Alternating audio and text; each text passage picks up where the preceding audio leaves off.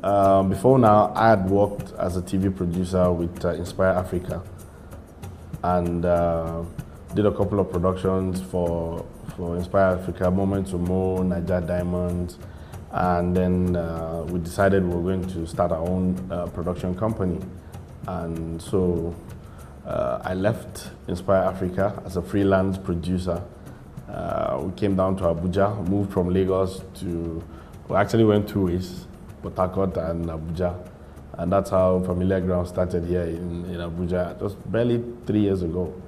You know, we'd love to do, one of the favorite things we like to do together is to watch TV. For me, it's entertainment. For him, it's like his homework. And as we're watching TV, it just suddenly dawned on us that there was very little that we could find that is contemporary and that has to do with the Northern culture. And we decided, what can we do from the North that is rich, you know, that can show the vibrant culture, the exciting people, and of course the things that they go through and their lives, and also to make it intriguing enough for television. This morning, just to appreciate you and to make his happiness. When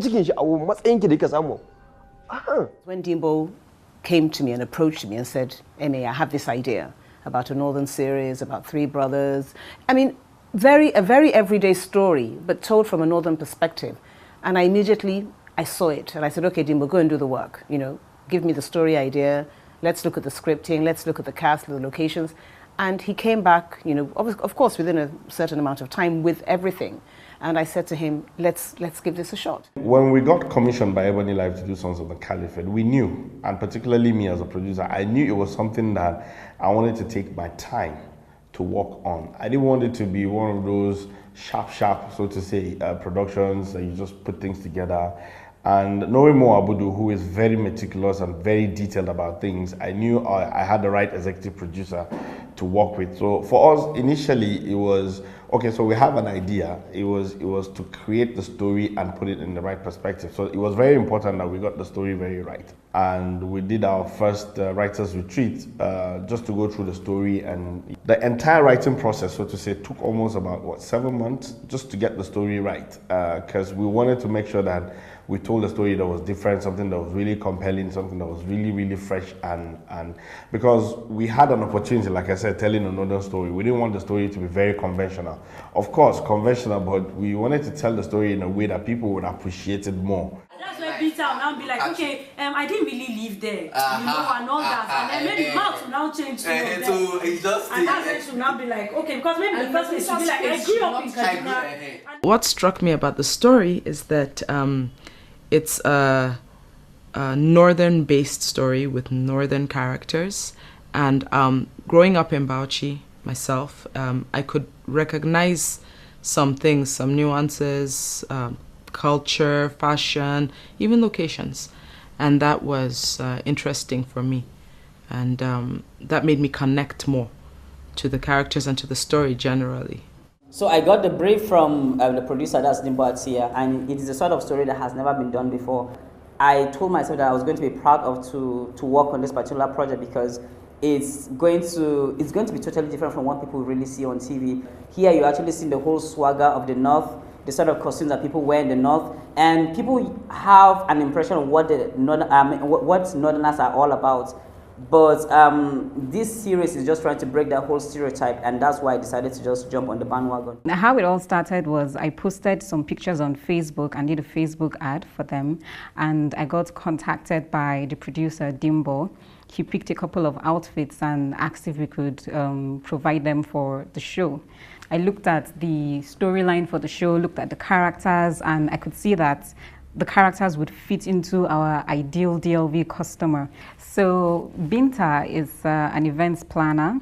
She's very independent. So we wanted to put her in outfits where she could show her sense of style and her independence in the sense that she's not entirely conforming to the very strict ways some northern people dress. So she was able to get a good blend of being totally covered up and also being decent but not exposed. There was a particular scene in the show that was about 9 minutes long, and the character Binta had to do a lot of movements. She had to give a lot of expressions. So we needed to put her in an outfit that would ensure the highest form of mobility while she still looks amazing, you know, while she still looks regal, while she still looks like a queen and very powerful, you know. So we put her in this black and blue kaftan with silver embellishments, and it was really great for that particular scene. Kill him. Take him out. Makes him... Babe, calm down. You never wish like that now. What? Kill him? I wasn't thinking that far. It was about 8 to 10 pages. I got scared, like, oh my God, I can't do this. The scene was one of the most important scenes in the entire film. Just because their fathers are rich. Just because they are sons of the Caliphate. My experience in Sons of the Caliphate was fantastic and great. I actually met a lot of actors and actresses on the set. I love all the characters. I love Paul Sambo being Khalifa bin Miyagi, and I like Lottie even, and Diko, the stubborn Diko, and of course Nuhu Mofe. Personally, for me, I was very interested in becoming Nuhu. You know, I had done the reading, and I wasn't quite sure the day I did the reading if I'd gotten it or not, and I kept texting Dimbo, I'm like, so how was the reading, you know? I was like, don't worry, we've all agreed that you're gonna be Nuhu. You know, so Nuhu was is very precious to me. He's my first Northern-based character. He's a rich boy. He's well brought up, educated, spent most of his time abroad. You know, he's very interested in what happens with his life. He likes his own space. I mean, don't encroach on my space, let me do what I gotta do. You know, at some part in the story, he has to be forced away from his career role just so that he can save the dynasty of his family. And this, of course, causes tension between him and his father, him and his best friend. And literally everything starts to spiral down from there. For me, being Nuhu was, like I said, very challenging. I found myself talking to myself a lot, you know, just so I can get the Hausa accent properly. I didn't want to sound like someone who is trying hard to speak Hausa. I missed playing Nuhu when I stopped playing Nuhu, because I remember I got back to sets, another set, and you talking with the Hausa accent. I'm talking to myself, isn't there a character that you can give me that would make me speak like this when slapped or something, you know? If for any reason it is the wrong SD card, well, I tell you, Oma-san, I would not take this very lightly. I'll make myself clear. Thank you. Now listen to me. I am going to keep silent under few conditions. And what would those be? This is it. That after the turbaning, you shall return back to Lagos. Kanajina? Yes, until I summon your presence at any time in Kua. The only way I could describe that character Khalifa is my dialect, Hausa. Dukashaho.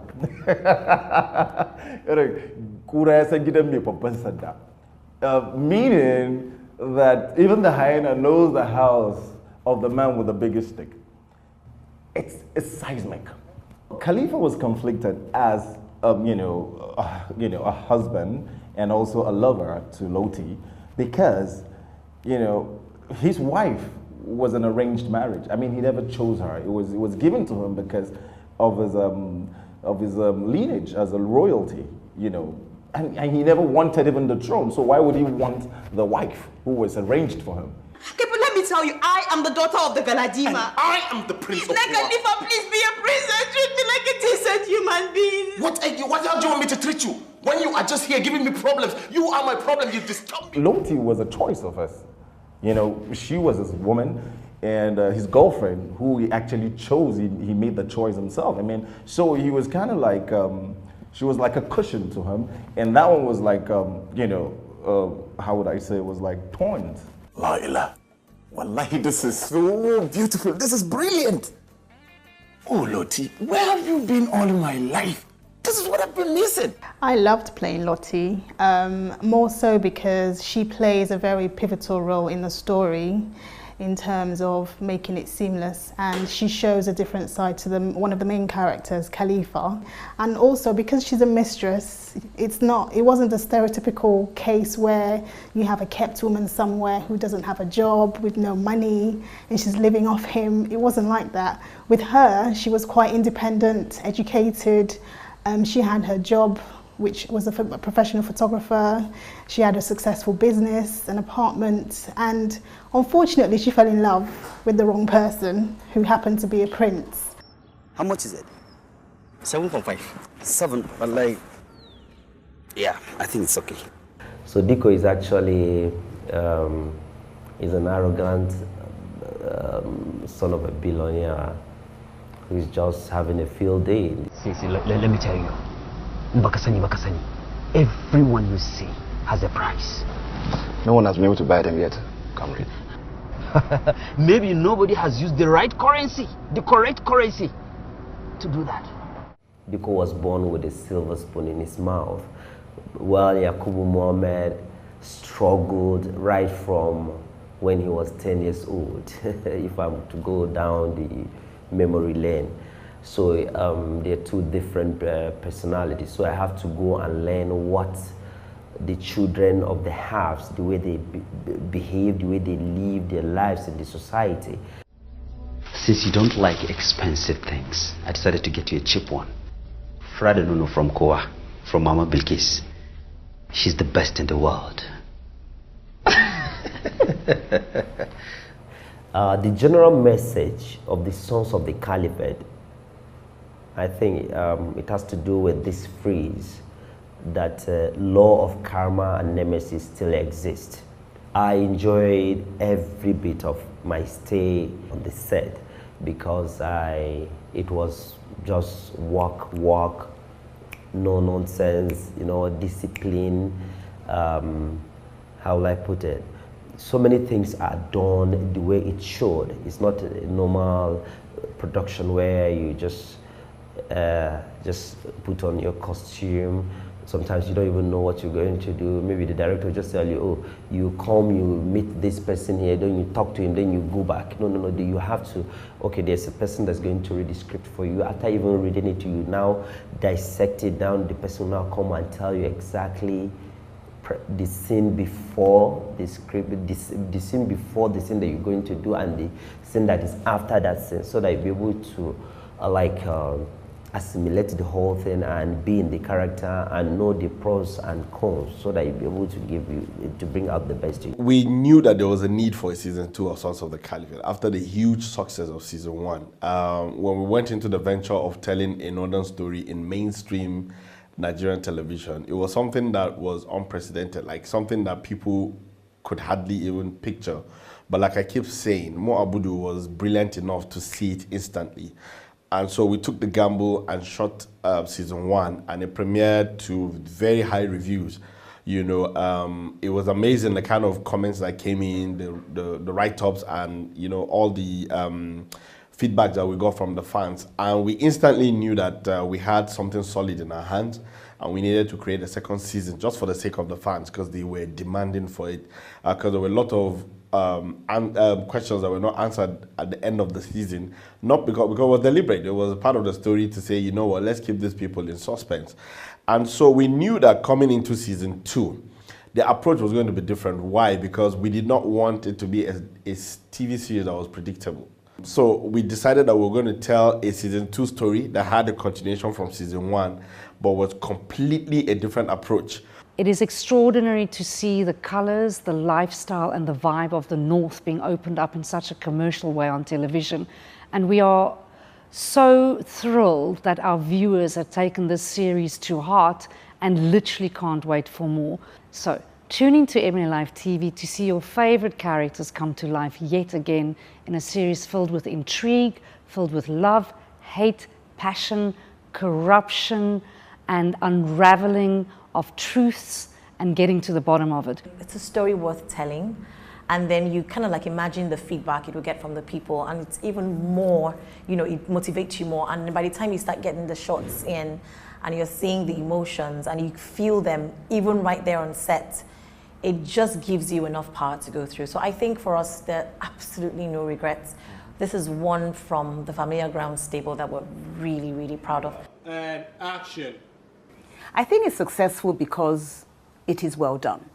You know, so we're very careful about those that we work with to ensure that they understand the word quality and the word premium, you know, and I'm really pleased that Dimbo does understand that and that we have this incredible series. Season 1 has been done. It was very successful on the channel. I mean, the production design was incredible, the storytelling, you know, the locations, it looked rich, it had tradition, it had culture, it had everything that should make a series complete. And season 2 is now here. And it looks absolutely incredible. Dimbo, great job with you and the team. And our viewers are really, really going to enjoy Sons of the Caliphate. I will not leave this place alive.